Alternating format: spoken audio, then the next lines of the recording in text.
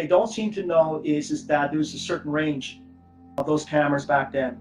And how do you know where that rocket is? After that, they go to animation. And they tell you, you have Walter Cronkite on there talking about, look at this is rocket, it's a cartoon rocket, and this is what they're doing now. So how do you know?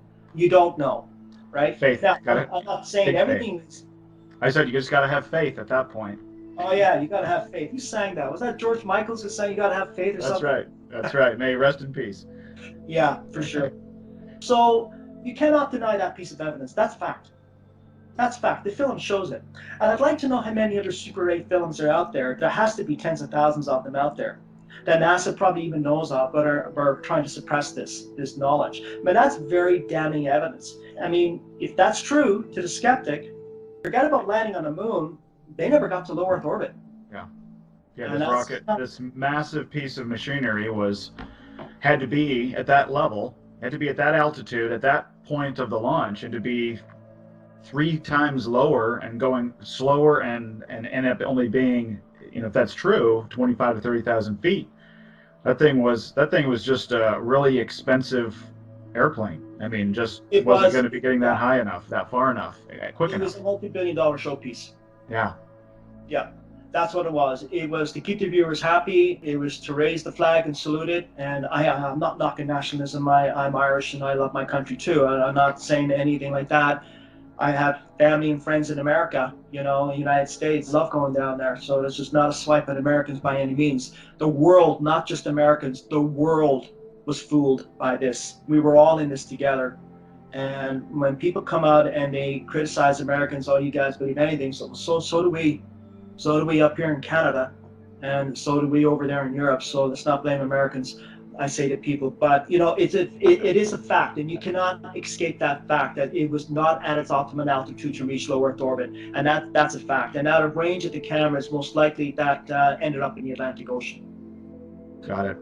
Good. Well, thanks for doing that. I've got a bunch of other things, but Sure. that was really important. I think it was good to spend some time on that because there's a lot of, in my opinion, a lot of hard evidence that we can kind of point to say, just to kind of wrap up, that these engines had to be running, like you said, at peak capacity, and there's just so many problems to show the lack of testing, and then observational, photographic, or videographic evidence that potentially they weren't running at the level that we were told they were, is worthy of note. So let's jump over the next thing on my list. You kind of brought up Apollo 13. I didn't know this. So I saw Apollo 13 with Tom Hanks. That's where I learned about how all this mission went down, or the story that we were told. But Frau Mora was their destination. And this was what you kind of said in the book, and you can expand on this, maybe how you came to this conclusion. That wasn't a destination that they wanted to go because of the location on the moon. And so this story that there was a problem and they had to abort the mission and come home without landing on this spot was something they had to come up with late in the game to kind of cover their tracks. Yeah, and that again is one more curious aspect of this whole mission. Now, I want to state before that there's a lot of mixed messages and mixed information about this aspect of Apollo 13. It involves the Terminator on the moon. And a Terminator on the moon, for those who don't know, it is just basically between sunlight and dark. So they were actually landing near the Terminator of the moon. Now, there was a theory that NASA had screwed up in its calculations during the mission. Remember, I think some of these missions were actually filmed live for theatrics, right? And they miscalculated, and that if they had continued on their flight path, they would have landed on the dark side of the Terminator. Mm-hmm. Now, that's very important to digest for the simple reason that the only lighting that NASA had up there was the sun. And they were not equipped for a night landing. We're not talking IFR flying here, okay? So they needed to land on the sunlit side of the moon. Now, I've read other reports, and there's actually a software program, if the name escapes me right now, but it's a software program that you can actually put in the date and time of the Apollo 13 landing. even if they were to land near the terminator, and you're dealing with a visual landing in an unfamiliar terrain, and the thing about landing near the terminator is that even if it's on its side, it's still very close to the terminator, so you have longer shadows than you would have if you were landing well away from the terminator on the sunlit side. And precision is the most important word here when it comes to landing any aircraft, let alone a ship on a foreign planet. The theory is, and it's a very viable one, I actually subscribe to it myself, that NASA basically screwed up and they had to come up with a way to salvage that mission. So they came out with, well, NASA Apollo 13 had an accident. Yep. Solve the problem of them having to land on the moon. So that's the basic background on that. That's the basic. We'll let the folks get the book and they can dive into that more. But I just thought that was a very interesting thing because I hadn't heard that yet. I was probably more subscribing to something that even though this was the third manned moon mission that was planned, that there had already been the excitement and the inspiration was already starting to by the people of the world was starting to kind of wane a little bit. And this was some, and another theory that I think you could have was this was to stir up some more drama, to create more interest in the program, to continue to get funding for the space programs. I don't know. That's kind of where I was, that this was something for that reason, to generate more interest and to get people to watch TV again and to be involved emotionally with that story. You know, to say we got to bring our boys home, sort of thing. Exactly. And I do want to add that I'm not the first one to bring this up. And there's a couple of other authors, David Percy, Mary Bennett for one, and Andrew Johnson, who's written some good books himself and has talked about this as well. But what is different here is that now we have the technology to make that determination once and for all. And it seems to be one aspect of the Apollo missions that NASA wants to distance itself from. It doesn't really have a ready answer for it. Yeah. So that's very telling. So as you say, it's in the book, and the reader can read more about that. Very good. Very good. Well, let's get into the next bullet I had here on my list.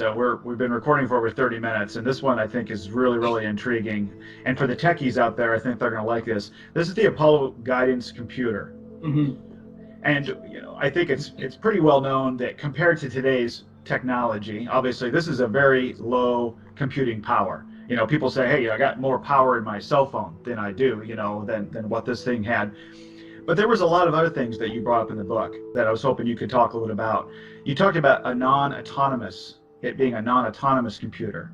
You talked about it having really no memory, so to speak. And those are things that would be key components of this computer, would need to be key components of this computer if it really was able to do what we were told it did.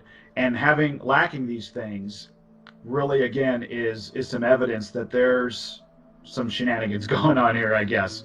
Could you expand on just overall on the Apollo guidance computers? Because this is a piece of technology that had to be invented to be able to navigate this great distance in this unfamiliar terrain, like you say, and it had to be pretty special piece of equipment. And analysis is showing that maybe it wasn't.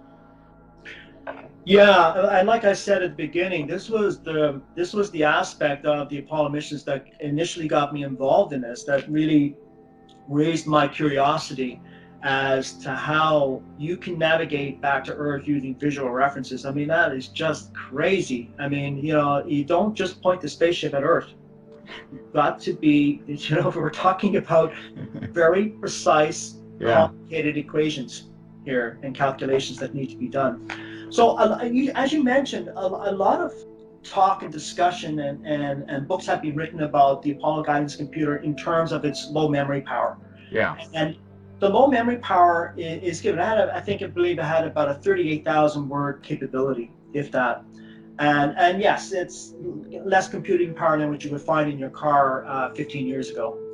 Wow. Years ago. So it's not a lot. But so that aspect of the Apollo computers has been talked about. So I didn't focus on that too much in the book. Yeah. What I focused on is what is it capable of doing? What was it capable of doing? And how was it capable of coming up with solutions? So let's talk about a couple of scenarios. First of all, to talk about exactly how they navigated from the Earth to the moon.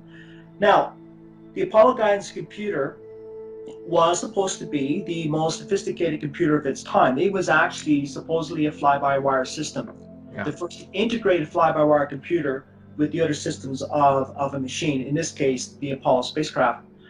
And however, they were using celestial navigation as well as a form of navigation. Most people know what celestial navigation is, as you know, sailing ships around the world for hundreds of years have used that as a form of navigating. And it works well when you're in the ocean and you're familiar with land masses and you know you've done it a few times and even then you're off course, you know. So take that and put that in space. And we're talking millions upon millions of square miles of space between the Earth and the Moon. Okay? So what I found very interesting is this. The Apollo guidance computer, for the most part, ran some programs on its own, but it did require crew interface to run some of the more important programs like navigating. So what they would have to do is they would periodically, along the way, I think it was 2 or 3 times according to the official record, they would have to stop and they would look at the stars and get a position fix. Now think about that for a second. A position fix. Now they wouldn't stop, of course, but they would have to pause what they're doing and look out and get a position. And they would use 2 stars to get a position fix. So they would triangulate between 2 stars. Okay, this is getting funny and funnier Wow. as we speak. Yeah. Wow. That's not enough. They only had 37 stars that they could choose from to navigate from the Earth to the Moon. They were only able to see, according to the official record, 37 stars, the brightest stars, and they were used for navigating. Wow. Okay? So what they would have to do is realign the computer to the star settings in the sky, Yeah. and use that to navigate. But here's the interesting thing about the Apollo guidance computer. The Apollo guidance computer did not maintain track. It had used the stars to get a position fix. Yeah. The rest was guesswork. And on top of that, in terms of the Apollo guidance computer not being autonomous, it didn't have the ability to make course corrections on its own. On its own. Exactly. It relied 100% on the input. Absolutely. So they would send up they would send up equations and our calculations, and they would go through together. Now, we're talking about a rocket that is traveling at several thousand miles per hour. Now, keep in mind, of course, officially this would have been slowing down gradually because of the Earth's gravitational pull, right? So until it gets to the equigravisphere, which is where it becomes neutral. So it's constantly slowing down, right? You don't know if you're off course until you do a position fix. So what if you do a position fix and you find out, oh my goodness, I'm several thousand miles off course? Well, now you've got to correct with thrusters or with the main engine, and that requires propellant. And propellant was very limited because of the weight restrictions on getting that rocket off the ground, given the fact that they would have to constantly interface with the computer and take 2-star settings, get a position fix, and then make a course correction. Miraculously, according to NASA, they were never off course. So, never off course, so it didn't matter. They didn't have to use the propellant. It was perfect. Exactly. So they say. And you bring it up in the book, just the myriad of potential issues that could have came up. And just the fact that, there really wasn't any redundancies either. These missions had to be right down the line. They had to be perfect. And everything had to go as planned for the whole thing to work. And miraculously, with the exception of Apollo 13, they did. Yeah, and that's the other thing. And Apollo 13 is another interesting aspect of navigation too. We'll get to that later. But what I find interesting too is that any number of things could have happened with the Apollo spacecraft. It could have been hit by debris. It could have been hit by celestial objects, and I mean celestial debris. Anything could have come in its path. How would they have known? There was no proximity warning system on this computer. It was not capable of detecting anything that may be of some kind of danger. Yeah. And even if they were to somehow find out that there was imminent danger ahead, how would they plan for it? Yeah. The computer would need to make decisions within milliseconds. I mean, you have a millisecond between life and death when you're in space. I mean, it's over. You don't have time to think about it. But here's what their backup plan was. They would radio Houston. Houston would do all the calculations, ground control, and then radio that back up. Now, a radio signal is only a couple of seconds there and back. But what about the extra seconds or minutes needed to find out what needed to be done in terms of calculations? And they had to send up. And they couldn't just send it up. they had to send it up by voice. So they had to said it had to be written down, and they would call up and say, okay, do this, this, this, this, and this. In space, it's a very hostile environment. It's not killer cells. Anything could have happened at a moment's notice, and you would need a computer, an autonomous computer, That's to right. make those decisions. To be able to make those decisions. I think, many people still don't probably realize this. This is not Star Wars or Star Trek. You didn't punch in, I want to go to the moon in the computer, and it just took them there. I mean, this is something that had to be continually monitored, maintained in order for it to work. And we're told that it did. But when you start understanding how this happened, Yeah. you've got to, again, common sense is going to have to go, wow, this thing was obviously an amazing feat of humanity. Yeah. But the chances of something going wrong are so high, and that the lack of redundancy, like I said, or the ability to correct things as needed, as they would come up, just wasn't there. No, it wasn't. And that is the sad and kind of funny part about all of this, is that when you actually look at it, and you don't need to be a computer expert to actually see this for yourself. I mean, you look at any aircraft today, and when aircraft are flying, they have technology in the aircraft, but they also have it on the ground. You have to have it on the ground to work. They work in tandem. Yeah. And with the Apollo missions, you didn't have that. And they did come up with a way. They said that, and I talk about this in the book, the Doppler effect, and that is that they had to find a way. They couldn't. I mean, radar didn't go out that far, so they had to find a way to keep track of the Apollo missions. And they said that they were able to do that with Doppler effect. But the Doppler effect requires additional equipment on your aircraft or spacecraft in order for that detection system to work fully. Well, NASA claims that they found another way to do that, and I write about that extensively in the book too, for the reader if they want to check that out. When I was reading and researching, I was just thinking that NASA was making all this up on the fly as they went. They would just write a script. That's exactly what this whole thing sounded to me, the Apollo guidance computer. It sounded like a script. And there's a computer expert, an article I read, I believe his name is Xavier Pascal, or Pascal. Yeah. And he's done some really, really amazing work on this computer. And I talk about him in the book, and I quote him a few times. He made a very interesting determination. He just basically said, he just flatly said it was a fake. Yeah. And he would know. And he compared it to other computers of that era as well, which is in the book, and the reader can read about that, read up on that. Great stuff. And he actually believes that insiders had planted aspects of that computer to let the public know eventually that this was fake. So, because he rightly says NASA are not that stupid. I mean, they're not stupid people. These are smart people. I mean, these are smart people. I mean, I'm not questioning NASA's intelligence. But what I find very interesting is that the insiders were actually trying to reach out, and they were basically saying, and the scientists said the same thing, they're not stupid people. They purposely built a fake computer. Period. Paragraph. Yeah. Absolutely. Yeah. Agreed. Yeah. Well, time is just flying by here, and I feel like we've only got like halfway through it. So maybe I'll combine a couple things. Sure. The calculated neutral point you brought up, and that's the, where, they say that, between the Earth's gravity and the Moon's gravity, obviously that's going to affect the flight path and the speed and everything, the navigation, that sort of thing. The calculated neutral point, I'll maybe kind of combine that with the Van Allen belts. But both of these together, I would say, as you did your research and you're starting to learn about these things and where they are and how many belts, where the neutral point was, all these different things, as you investigated all of these sources, you found that there was a lot of inconsistencies on where the neutral point was, how many belts there are, at what height they are, and all of these things. So maybe you can kind of summarize that, but just the inconsistencies in the research that you went through, you had all these official sources saying different things, which which shouldn't be the case. Yeah, and I'll start with the Van Allen belts first. I mean, that was very startling.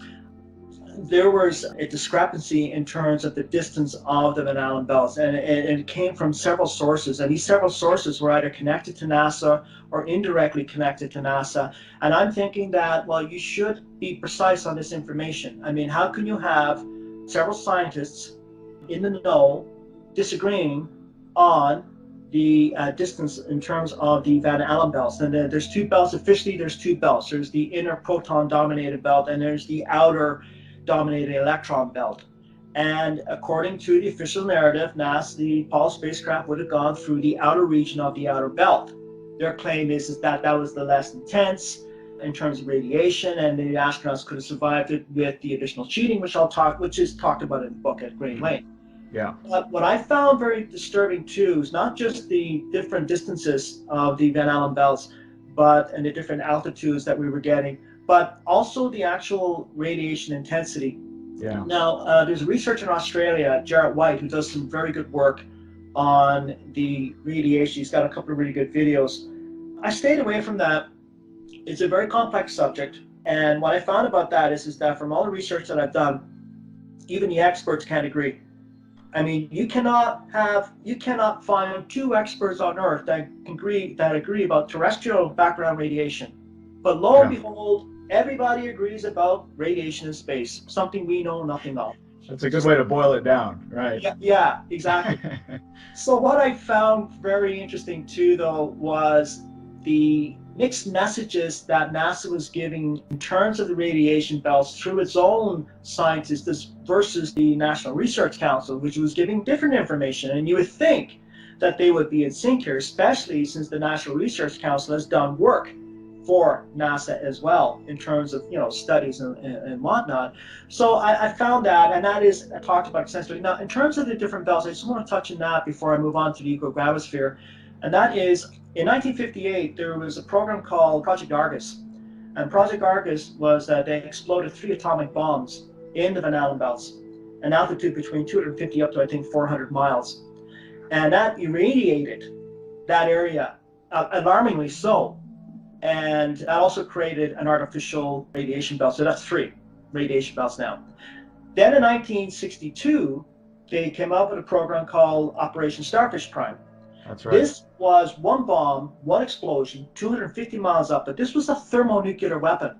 This was 1,000 times more powerful than the bombs that they detonated back previously with Project Argus. So Starfish Prime was a real problem. So you have this huge megaton explosion in the atmosphere, above the atmosphere, 250 miles, and that added another artificial radiation belt. Now, here's where it gets funny. NASA says, oh yeah, by the time the Gemini programs, which coincides with the Starfish Prime blast, NASA says that the explosions from the Argus project dissipated. So the belt dissipated, the artificial belt dissipated by 1962. But of course, then we have Starfish Prime, which added another belt. So first we went from 3 belts back to 2, now we're back from 2 to 3. And it gets better. And I was going to say, I remember in the book you brought up there's actually 4. And this is on NASA's website. They have found a 3rd radiation belt around the Earth. They don't have it formed. They could only speculate. And what they speculated was that it was probably formed by a solar flare. Yeah. Okay? So, but again, it's a speculation. So NASA said, and I quote, "This requires rewriting of the textbooks." Now, go back to the last mission, Apollo 17. Apollo 17 was launched in December of 1972. 4 months before that, on August 4th, I believe, there was a solar flare, a massive solar flare. Yeah, I was going to say, one for the history books, yeah, one of the most massive ones we've ever observed. Exactly. But this one was the most powerful one in the 20th century. It caught NASA off guard. Yeah.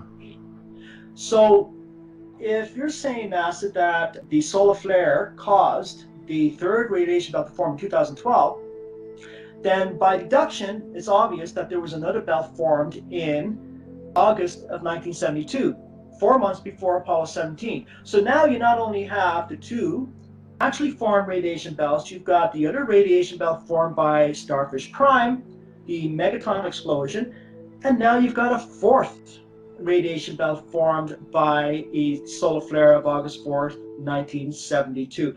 Now, so that's 4 radiation belts that Apollo 17 would have had to travel through, okay? Now, I need to ask, I say this to people, has that ever occurred to you why NASA would take a chance on sending another manned mission 4 months after the most serious solar event ever recorded, which would have killed the astronauts in an instant if they had got caught in it? Mm-hmm.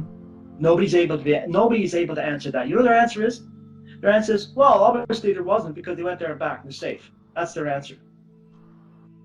Yeah. How do you argue with that? Because again, that's faith. I mean, it's belief. It's just Yeah. belief. It's just Yeah. That belief. kind of logic. Yeah. It Exactly. has to be. So yeah, and I don't want to dig in too much because I want people to go read the book because Yeah. you dive into these topics at very deep levels and all of the different sources and everything and where this came from it's really solid. So where that kind of came to mind, I was going through your book and the way you kind of put the case together and break it down is good. We're coming up on an hour. There's a couple other things. Hopefully Sure. we can get through them quickly. You kind of talked a little bit about the sturdiness and the shielding of the command module and the lunar module, and you kind of get into that, and that's stuff that is talked about as well. But the stuff you brought in up about the lunar module was just the lack of sturdiness of this thing to be able to survive in the most hostile environment known to man is really quite remarkable. And you brought up some interesting points. I don't know if you want to kind of expand a little bit on that, but the command module and the lunar module, when it came to shielding and the sturdiness of these things, Yeah. was remarkable. Remarkably how how little these things really could have stood up.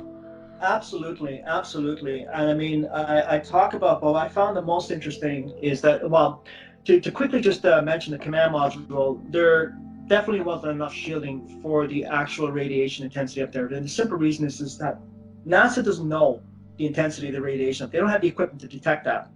And that came out again with Jarrett White. He actually stumbled on that by accident with some scientists and physicists at Los Alamos laboratory who were doing some experiments. And they admitted we just don't have the equipment to detect the real intensity of radiation up there. So how can you design a spaceship to protect the astronauts when you don't know the level of intensity? And the other thing I want to mention about the Van Allen belts is that it's in constant flux. You have the magnetic field. These particles are moving around all the time. Yeah. You can only make that determination with real-time information, and NASA didn't have that capability back then. I don't know if they have it now, but they certainly didn't have it back Certainly then. didn't then, yeah. Exactly. The lunar module is very interesting. The lunar module, according to, I believe it was astronaut Alan Bean, who said that it was so fragile it wouldn't have been able to withstand its own weight if it was actually placed on Earth. It would collapse. And what I find interesting too, Scott Henderson has actually done some work on Tor values, and that's in terms of vacuum of space. And I'm going to be discussing that. I'm going to be discussing Scott Henderson's work in my next book.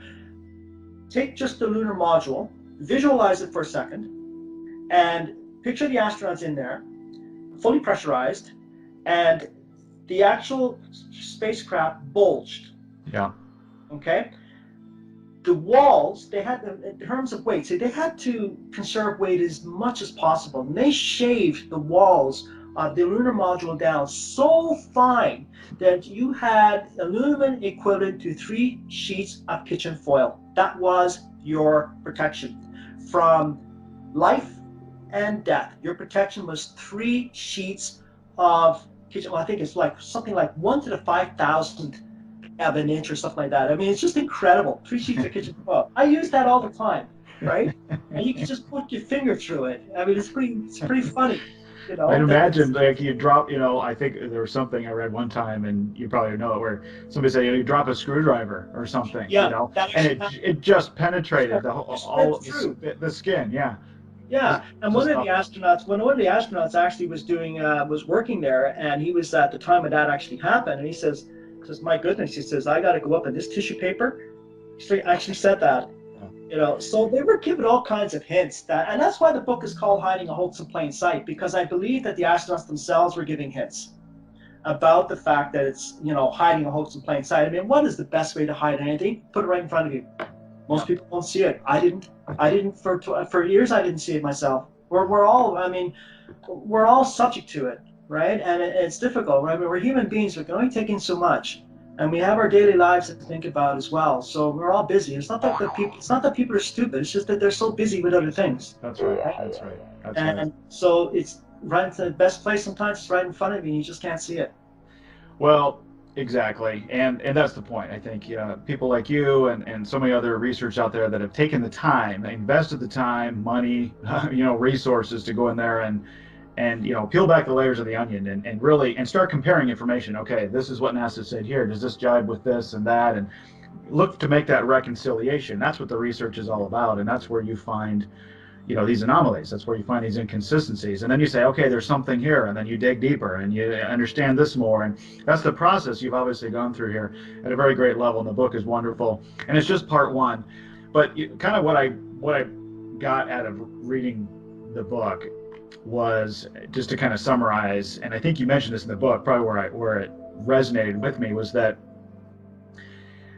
you go through like the testing that led up to these things. To be able to do this, they had to test. They had to test. It should be exhaustive tests before you send man, to these altitudes, to this environment. The testing had to be exhaustive. And what you found, what I took away from the book, was that the tests got to be when the criteria got too stringent, NASA simply kind of lowered the requirements down and said, "Oh, well, it's not that tough. It's actually down here. The radiation was actually here, and we were able to withstand that. And it seemed to be point after point after point. They seemed to lower the requirements down so that their testing, whatever they did manage to get, showed that it would suffice. So that their equipment and processes and everything worked flawlessly. That's kind of what the bottom line was for me. Yeah, and that actually, I found that the most disturbing of all. And I noticed that with the if I like they changed the rules. In other words, they kind of like changed the rules during the game. Yeah, absolutely. They moved the goalpost, and I found that for me that was an admission. That was an admission that we don't know the dangers out there. Our technology can't handle what we think is out there, so we're going to lower the requirements so we can show that lower the requirements so as our technology can pass the test. That's basically what it was. We saw that with the Saturn V missions. There was no testing of the F-1 engines except for 2 flights. There was no testing of the F-1 engines in actual flight conditions.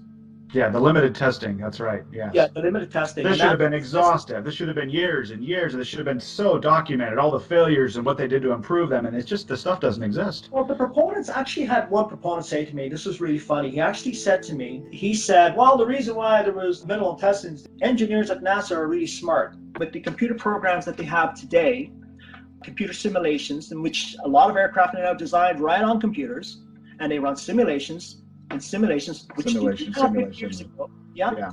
They still do hundreds of hours of flight testing. Yes. And there's just one quote, a brief quote that I'd like to read before you wrap up here, regarding what you're talking about in terms of moving the goalpost. The original failure criterion for the SBS propellant tanks were perforation of the service module honeycomb skin panels. Because of the failure criterion was too stringent to meet the desired probability of mission success, engineers considered an alternative. If the original criterion had remained, the test shown in Figure 4 would have been an SBS tank failure. Translation: it failed, lower the requirements. That's from NASA's own report. And now it works, in theory. Yeah, right? in theory, exactly. And now it works in theory. That's all you got to do. If the theory seems to work, then we're fine, right? Exactly. Wow. So anyway, I encourage everybody listening, get a hold of the book. We'll include some links in the show notes so you can pick it up. It's a wonderful book. And I would be remiss if we did not give you a chance to maybe tease a little bit, because this is part 1. It even says there on the book, part 1. So you are working on part 2 right now. Can you give us just a little taste maybe of what we can expect in part 2? First of all, I'd like to send a thank you to Scott Henderson. I'm going to be working with him on a chapter of my next book, and I'd also like to thank Marcus Allen. Marcus Allen has been very supportive of my work as well. And I'd like to thank the editor. Marcus Allen, by the way, is, for those that don't know, he's the UK distributor for Nexus Magazine. And I'd like to thank the editor in Australia, the head office for Nexus Magazine, Duke and Rhodes, who reviewed my book, and they wrote an article and a review of my book in the last Nexus issue. So I just wanted to mention them and thank them for that. It's really helped. In terms of part 2, yes, I'm actually started writing. I've just started the introduction and chapters 1 and 2, and I'm hoping to have it out early next year.